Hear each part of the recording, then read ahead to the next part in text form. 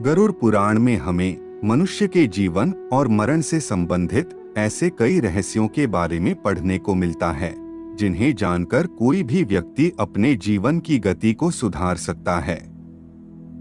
आपने हमारी प्रस्तुति गरुड़ पुराण भाग 1 में जाना कि मृत्यु के समय मनुष्य के साथ क्या क्या घटित होता है और वह किस प्रकार यमलोक ले जाया जाता है।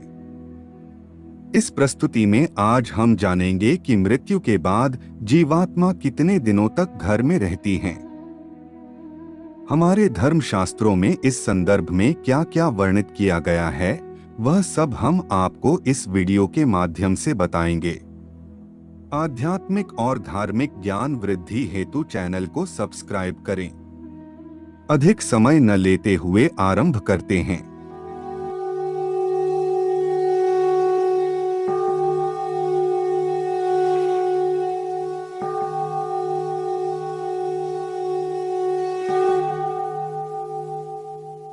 गरुड़ पुराण वैष्णव संप्रदाय से संबंधित है और इस पुराण के अधिष्ठाता देव सृष्टि के पालनकर्ता भगवान विष्णु हैं। आपने हमारी प्रस्तुति गरुड़ पुराण भाग 1 में देखा कि कैसे यमदूत उस जीवात्मा को यमलोक ले जाते हैं।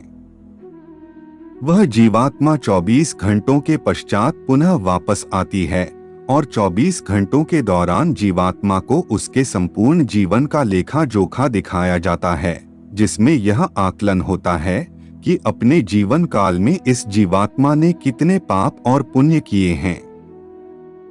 इसके पश्चात आत्मा को फिर उसी घर में लाया जाता है जहां उसने अपने शरीर का त्याग किया था और 13 दिन तक वह जीवात्मा वही अपने परिवार के बीच रहती है।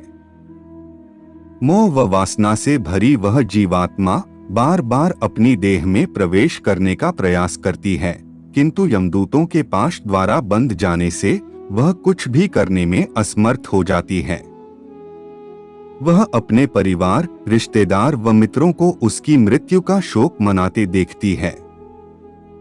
वह उन्हें चुप कराने का प्रयास भी करती है, परंतु उसकी उपस्थिति का ज्ञान किसी को नहीं होता।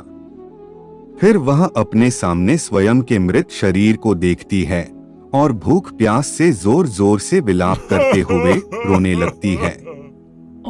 इसके साथ साथ गरुड़ पुराण में यह भी बताया गया है कि मनुष्य पुण्य कर्म तो करता है, परंतु उसके पुण्यों की संख्या उसके द्वारा किए गए पापों से कम होती है, अर्थात मनुष्य पुण्यों की अपेक्षा पाप अधिक करता है।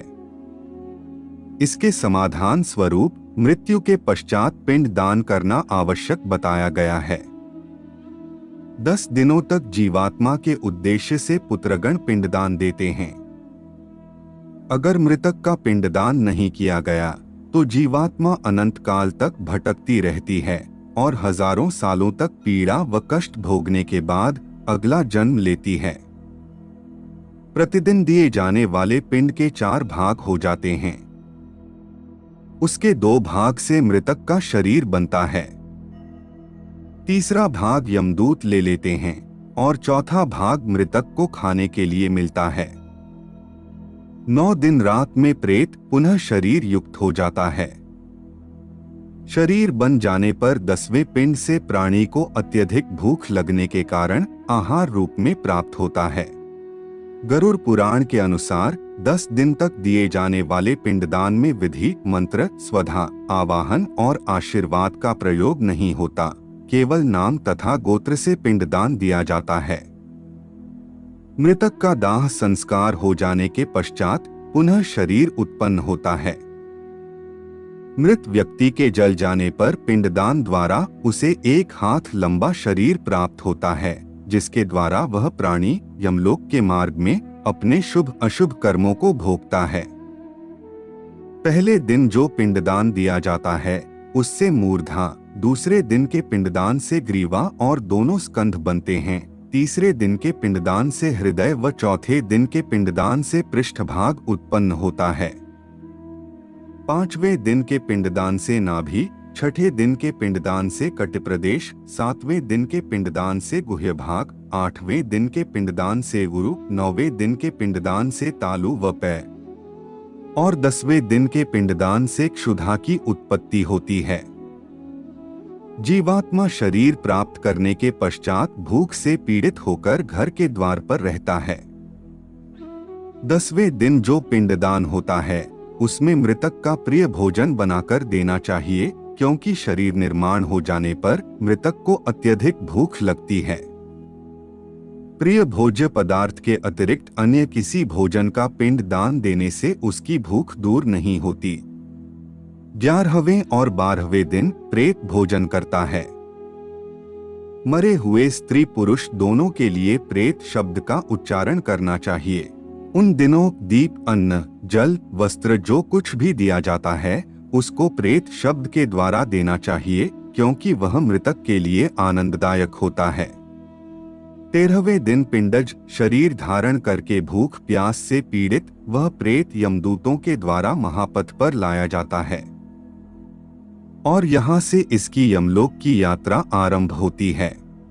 मनुष्य अपने कर्मों के कारण ही मृत्यु के पश्चात होने वाली यातनाओं को भोगता है। जो व्यक्ति जितना पापी होगा उसका अंतिम मार्ग उतना ही कठिन होता है, और वह जितना पुण्यकारी, निष्कपटी और भगवत प्रेमी होगा उसकी स्वर्ग की यात्रा उतनी ही सरल व सुखदायक होगी। इसलिए हमें यह ध्यान रखना चाहिए कि कर्मों का फल जीते जी ही नहीं अपितु मृत्यु के पश्चात भी भोगना होगा।